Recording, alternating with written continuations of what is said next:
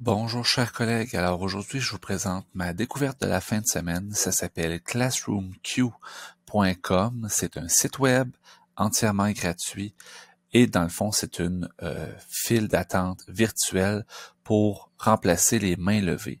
Ça a beaucoup de potentiel et c'est hyper simple. Le principe c'est que on se rend compte que lorsque des élèves ont la main levée et qu'ils attendent une réponse, souvent ils ont tendance à ne rien faire, se désorganiser, déranger. Donc on essaie de remplacer ça par une main levée virtuelle. À qui ça s'adresse? Ben, ça s'adresse bien entendu aux classes techno où les élèves ont chacun leur appareil électronique, mais ça peut aussi très bien s'adapter pour l'utilisation lors de cours en ligne. Donc, le principe de base, donc, lorsque vous vous connectez en tant qu'enseignant à classroomq.com, vous connectez avec votre compte enseignant, donc teacher, vous allez vous connecter, login. Une fois que c'est fait, ici, moi, je continue avec mon adresse Google. Et voici l'interface d'utilisation, interface que vous pouvez garder par exemple sur votre tablette en classe ou encore projeter directement au tableau visible par les élèves. Et ce qui va se passer, c'est qu'on donne ce code de classe-là aux élèves qui vont se connecter et la file d'attente va apparaître ici. Donc, pour la forme, je vais créer des comptes élèves dans un onglet de navigation privée pour vous montrer.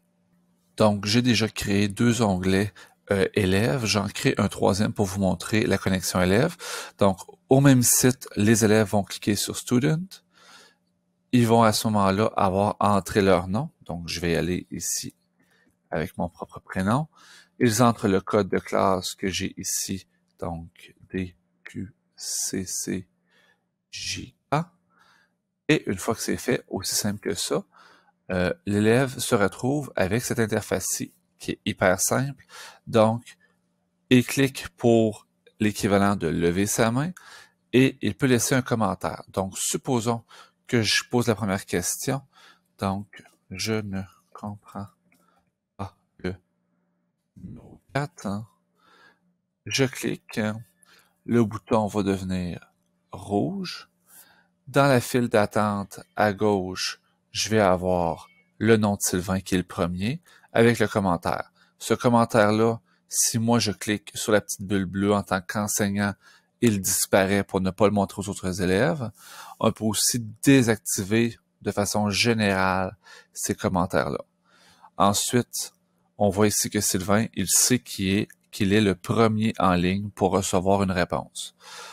Si je vais avec un autre élève, donc ici j'ai Joseph, on va poser une question pour Joseph. Donc Joseph est en attente, il voit qu'il est le deuxième. Et Amélie, on ne fera aucun commentaire. Donc elle a juste besoin d'aide Amélie. Donc j'ai ma liste ici des élèves. Si moi je passe, je vais répondre directement à Sylvain. Je peux soit cliquer sur son nom, ou Sylvain, lui, pourrait annuler. Donc, supposons qu'il a compris tout seul qu'est-ce qu'il avait à faire, donc il peut annuler. Sinon, moi, en cliquant sur son nom, sa demande d'aide, elle est annulée et il revient par défaut à son interface avec le bouton bleu, etc. On voit ici que Amélie est deuxième en ligne. Donc, si je retourne voir Amélie, elle est la deuxième en ligne. Donc, elle peut garder un œil sur où est-ce qu'elle en est rendue. Donc, comment est-ce qu'on adapte ça pour les cours en ligne? Bien, je sais qu'il y a beaucoup d'enseignants qui se sont rendus compte que c'était vraiment efficace de laisser les élèves travailler soit individuellement ou en sous-groupe dans des petits breakout rooms.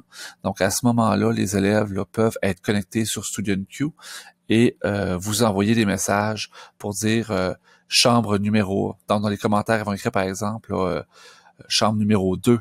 On a une question, donc à ce moment-là, vous pouvez vous diriger directement et ça garde un climat de classe qui est vraiment efficace. Puis les élèves sont beaucoup plus concentrés que lorsqu'ils sont en grand groupe. Donc, classroomq.com, gratuit, simple, efficace. Je vais l'expérimenter dans les prochaines semaines. Si vous avez la chance de l'expérimenter et que vous appréciez ou pas, je vous invite à commenter au bas de la vidéo dans les commentaires. Sinon, si vous avez apprécié, je vous invite à me laisser un pouce bleu.